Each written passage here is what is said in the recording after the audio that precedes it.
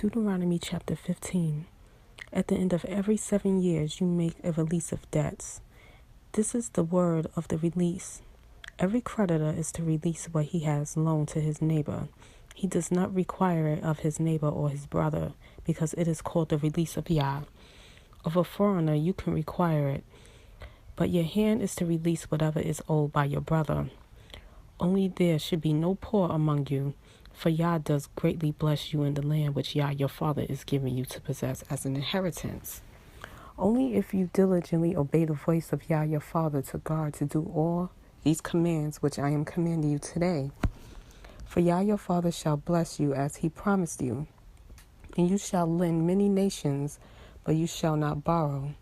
And you shall rule over many nations, but they do not rule over you. When there is a poor man with you, one of your brothers within any of the gates in your land which Yah your father is giving you, do not harden your heart nor shut your hand from your poor brother. For you shall certainly open your hand to him, and certainly lend him enough for his need, whatever he needs.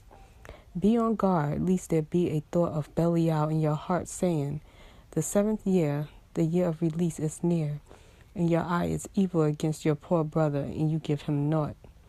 And he shall cry out to Yah against you, and it shall be a sin in you.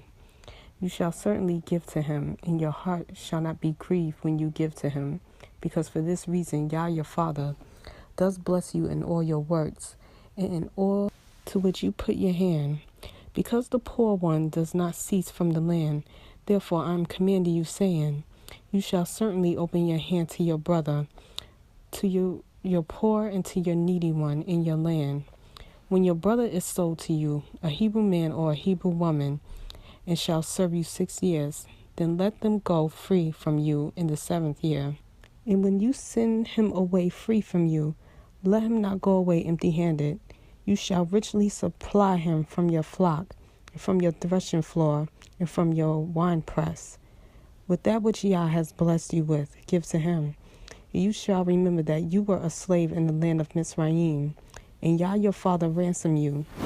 Therefore I am commanding you this word today. And it shall be when he says to you, I do not go away from you, because he loves you in your house, because it is good for him with you.